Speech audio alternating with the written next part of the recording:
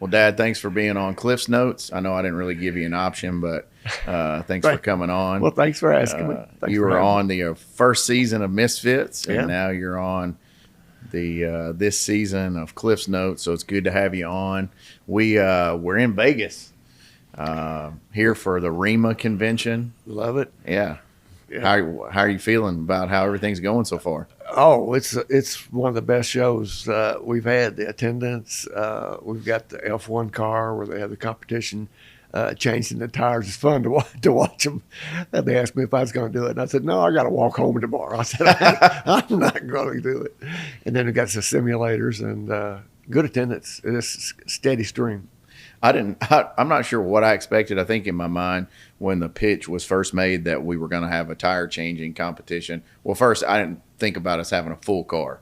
I mean, we have a full size F1 car in our booth with all of our logos and stuff on it. But then when I got here and I saw all the gear for changing the tires, I'm like, oh, this is really legit. I mean, they got to wear eye gear, they got to wear ear protection, they've got gloves on, knee pads. And did you pick the gun up? No. The gun is, I don't know what the weight is, but it's not light. It looks heavy. And I think you can tell, like, when people go to put the gun into the wheel, like, sometimes they can't even get it all the way on top of the nut just because they're trying to wrestle the gun around. But and then some people kind of don't take it too serious, but I thought it's been pretty cool how some of the guys are like, they are dead serious about winning that watch. Well, we've had the NASCAR before, just on display. I think maybe twice. Just once. Once. But We had Dale Jr.'s car. That's right. The competition. I was just talking to somebody earlier. I got to thinking about it. Well, first off, I hadn't made it in the last few years, kind of laid out, but we had the F1. I wanted to be here, and it was especially exciting because you and Evan brought me here in November to watch the F1 race here on the streets. And, oh, God, that was a heck of a birthday.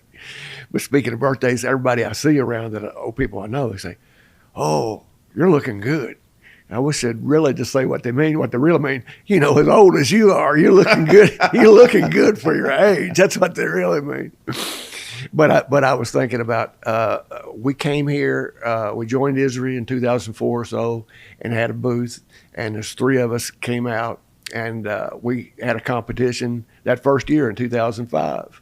Was guessing how many tungsten ink pen pellets were in a wine glass. Okay? Now, we were in a little bit over our heads in that first trade show because we didn't really know what to expect. And if memory serves me correct, that idea for guessing the amount of balls in the glass, we came up with that after we already got there. Oh, I think it was on the plane. Yeah, it was like kind of last minute. We said last year, it looked like the guys that had some kind of competition, and y'all thought it up. We had the samples for display, but you guys come up with we weigh counted 1,000 pellets. Stole a wine glass from the restaurant. I think the waitress donated it. And then we got the scrap bucket where you put your shells in. It was Cajun. It was in New Orleans. And as a matter of fact, today's a special day for me because I remember today is April 15th. Tax day.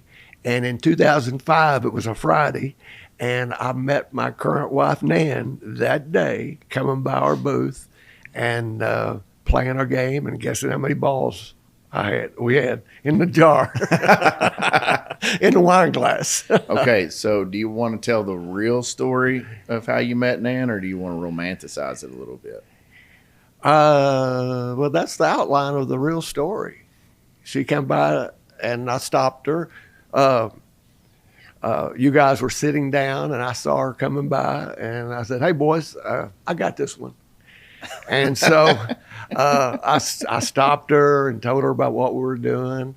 And I think there was 300 and something thousand pellets that we had weight counted.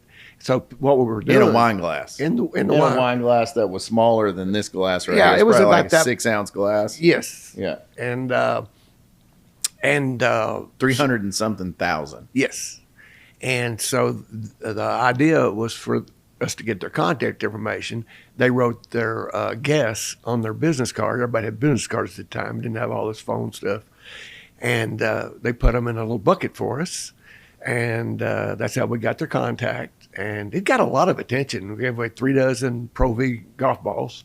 We were big time, baby. Oh, yeah. Big time. We're not giving away no top flight golf balls. We're giving away Pro V1s. We had some Einsteins even counting the rows and doing the math out. But anyway, so when Miss Nan made her guess and threw it in the bucket, sorry, but she didn't have a chance to win because I fished it out of there. And I told you guys, I said, hey, I got to go to the bathroom. I'll see you later. So I hoofed it, going to try to find her and track her down. Never did see her, but we did make contact later on. That was 26 years ago. Yeah, so one of my fond memories from that is I remember there was a couple other people in the booth with us. And one of the persons who was with us, they nudged me. And he was like, hey, watch your dad right here. And we'll say it was Nan's business card, but he pinpointed you grabbing that card out, and he was like, that person might not win the golf balls, but she's getting a call from Steve. That's true. That's true. And a couple of weeks later, we had some contacts we had got at the show out in California, where she lives in Irvine at the time. And so I hustled on out there and did a little business. Rest is history. Rest is history. Yep. So how many years have you been married now? 25. Yep. All right. We met in April and got married in September. It's pretty quick. It's a very special day then. It's good to be celebrating it. It is. But this show, somebody said earlier there's over 6,000 people here. Okay, I hadn't heard the attendance number yet. They were kicking around 63, 68. And I recall, like I said, it's been a few years since I've attended, but 3,000 or 4,000 was the number. Yeah. So that's great, and we've had good, just great response with the cars and stuff there. I think somebody mentioned they felt like the crowd was a little bit light, and I said, well, you also have to remember we used to have a much smaller footprint of the show hall. Mm-hmm. Like it was probably at least half, if not a third of the size of the footprint of what we're taking up of the convention center. Right. So I'm like, you're going to have more people, but we have so much more open space now. I mean, I remember like how they would do the food areas. Mm-hmm. I mean, back if you go back a decade ago, if you were going to, on the opening night when they do open bar, you'd have to wait in line. Exactly. Just to get a drink. Well, they've got so much square feet now that they get more coverage. And I think it feels like it's less, but I think the number is more just because it's better distributed and you just don't feel like you're sardines in a can. Yeah. I think there's more exhibits, but I definitely, like you're saying, it's spread. I've walked it about twice now, and definitely bigger footprint. Yeah. Well, let's talk business a little bit. Okay. I know one thing that we've got going on that's exciting for you is the zinc project. Yes. You came to me back in 2007, 2008, mm-hmm. and you were thinking about it then. Yep. And I was a hard no. I wanted to go more the sludge route, and that's when we started TPP in 2009. Right. So that dream of yours that you've had for a few decades now is finally coming to fruition. So let's talk about that a little bit, how you feel about that and just how it's going. So, yeah, I think that call back then was probably the right move. I think you were right. We definitely were right to concentrate on the sludges. You and Ryan just quadrupled the amount of sludges we were getting in, I don't know, a year or two, maybe a year. And the zinking at the time, the way we were laid out, let me just say this, that I can't really express enough how happy and proud I am of you and the job you're doing with the company and your whole team. I could not manage a team like you do. I'm the entrepreneur, shoot from the hip kind of guy. Just kind of like throw the kid in the pool and say, "Oh, there it is, go get it," But you're a good coach. But you guys are doing great, and you've kind of structured the company with our, I guess, customers, where I think if we'd done it back at that time, we would have been viewed definitely as a competitor. Mm. And Competitor to our customers' to process. people that we sell the scrap, Yeah. which is our primary business. Yeah. It's still our core business. Yeah. And although I say we've stretched out at different legs of the business, like the crushing and the lineage and stuff like that. But at that time, I think we definitely would have been viewed as a competition, and it would have hurt our core business. Mm. And I think now the relationships that you guys have built, you've done it in such a way. And market timing, the supply is it's never been this tight. Mm-hmm. It's a good timing. I think it's worked out great. Now I am excited about it. And it's pretty cool that your grandson's kind of the project manager on it. Oh, that's part of my being proud. Third generation, if you look at the stats, those they sink after second, and then third generation don't have much of a chance. They throw that baby in the water, he just sinks. Yeah, the third generation tends to be more willing to spend it than keep it. So yeah, I'm super proud of him, and thank you for the compliments as well. Thank you for the opportunity and let me be part of the business. Family businesses don't always work out well, so. I'm glad that it's been working for us. We've all worked hard. You've worked since you was 12, I guess, and when you turned 16, threw the keys in your lap and put you in a flatbed truck to go get those road tools. But we've worked hard, but we've been blessed. Yeah, been very blessed. Yeah, definitely. Well, let's talk about the market a little bit. All right. So, I remember hearing you talk about the oil and gas crisis and the silver boom of the late 70s, early 80s.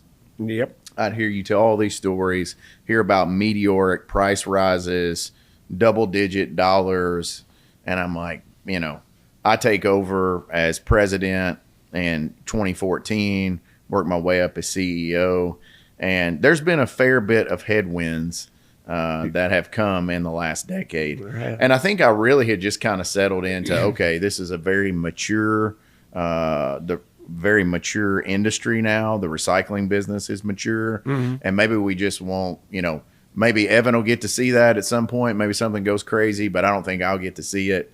And then all of a sudden we've got this crazy parabolic rise where, a couple years ago, APT was being quoted, in the low 300s. Mm-hmm. And now if you look at what it's being quoted in Europe, you're up over 3,000. Yep. So number one, what the heck did did your crystal ball see that coming? And what do you think about it? No way would I ever suspected that would go this high. I don't think anybody did.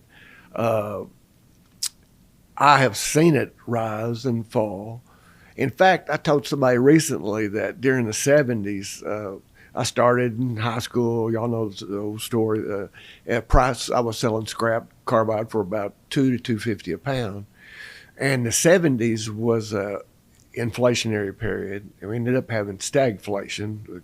I didn't know we were having the stag part of it because I ended up dropping out of school and college and saying, hey, I think I can make a living out of this.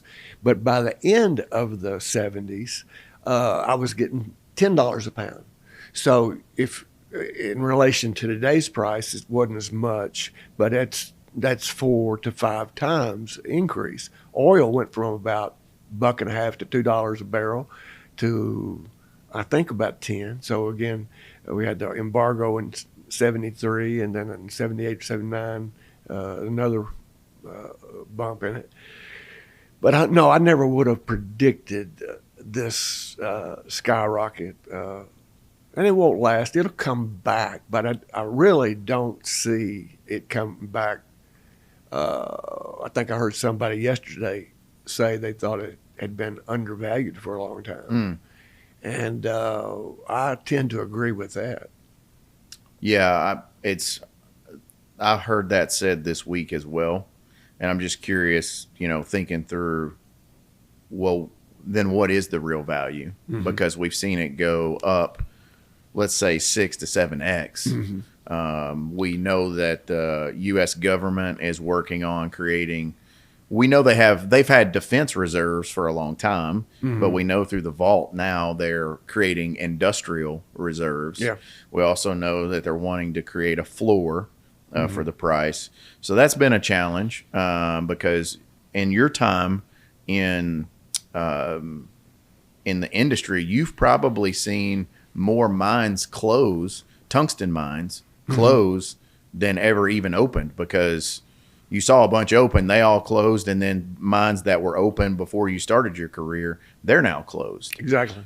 So how do you feel like the floor, if they can pull it off, if the U.S. government can pull that off and have a regulated floor, because just to clear it up, we know that 80% of the world's concentrates are controlled by China. Yes. So if they do that and that prevents China from dumping, do you feel like we've got a real chance at standing mines up in the West finally, or? Yes, because historically that's what they've done. I mean, years and years ago, like you said, had Bishop Mine in California, you had some Utah, Nevada. Just more recently, there's two mines in Canada that have tried to get financing. And I don't know if it's intentional the Chinese lower the price, or but if they dump the price, and it's not feasible because we've got so many more regulations and cost associated with it. But it's mainly the price. And so I think if they could pull it off and get a stable price where they could make money and be stable, yeah, I think it's doable. Do you feel like, I know you have some close ties to China. Yeah. Do you feel like the Chinese government has changed their position to where, if we go back in the 70s and 80s, they were nowhere near where they're at today? Right. I actually heard a guy say, Chamath Palihapitiya on the All In, he brought up an interesting statement. He said, if you go all the way back to 1500, wow, the world's superpower economically has always been China. Well, they call themselves the center of the world. That's their symbol. From a revenue perspective. Okay. So he actually had like what would have been the calculated GDP of China from those days. So he's like, we talk about whether China would be the world superpower economically. And he's like, really what they're looking at doing is actually returning to where they were.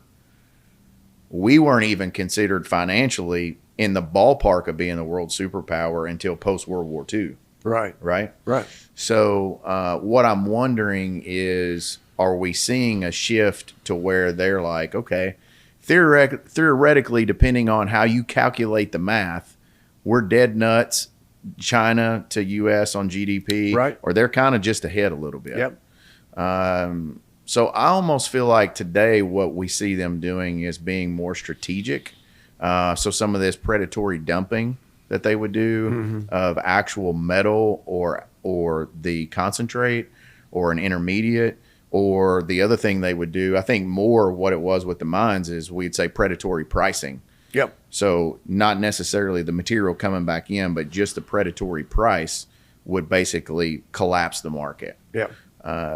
Do you feel like with Xi and how that administration is moving, I mean, can you be the world superpower economically and behave like they did in the 90s? Do you see that changing? Or do you feel like they're just going to do whatever they want to do? Well, I'll back up just a little bit. I've read quite a bit, been to China a lot. In 2008, I read a book called When China Rules the World.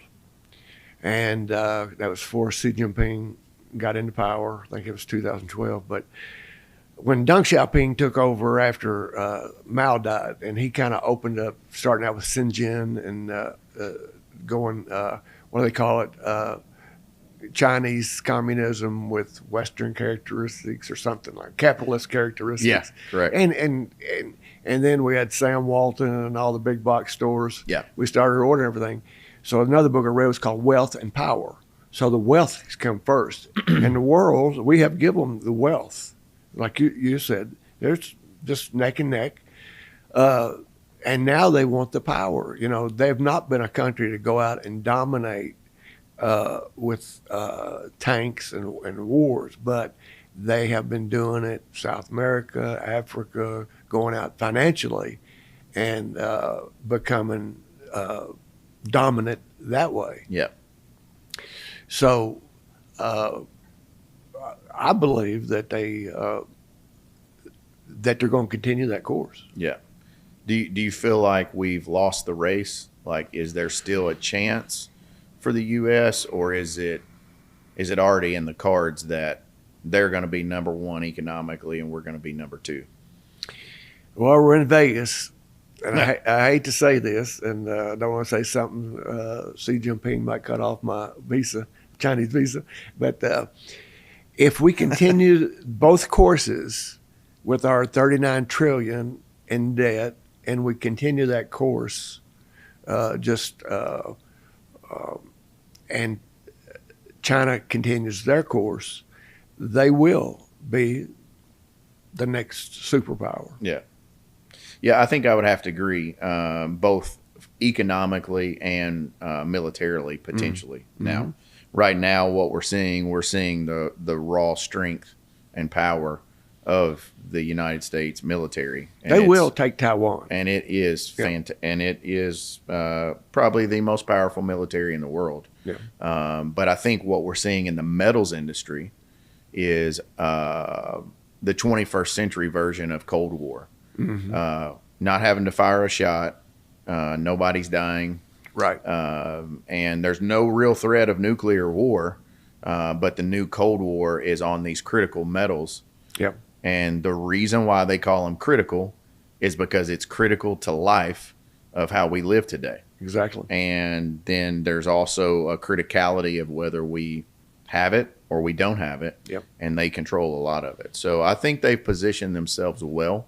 And we went to sleep on a lot of it. We've let them have it cheaper. You put all your eggs in one basket and somebody steal that basket. Yeah. Yeah. I mean, it's the cost. The going to sleep is the cost of, we say this on the Misfit pod a little bit, of affluence. Mm-hmm. It's like affluenza. That's, you start to make your decisions on, well, how does that impact how I live? Yep. Based more on that than, well, how are my kids or my grandkids going to live? Yep. And then we end up with some of the shit that we're dealing with today. Yep. And I agree with you. We kind of went to sleep in the comforts of life and gave the wealth to other parts of the world. But right. Yeah. Well, we'll end it with celebratory note. Yep. Congratulations on, not that it's tax day, but that's the day that you and Nan met. So it's good to have you on the pod on that day. And thanks for coming, and thanks for giving me an opportunity when I was 12 or 13 years old, and being willing to put up with my stubbornness and keep coaching me all along the way. Well, hey, we all have to learn, and I hope I've done it. I always say, my mom used to tell me, "Oh, I wish I hadn't done this," or "I wish I hadn't done that." And I said, "Well, Mom, you don't like the way I turned out?" She said, "Oh, yeah." I said, "Well, if you change something, I do different." So, that's great. I'm proud of you. Cliff's Notes.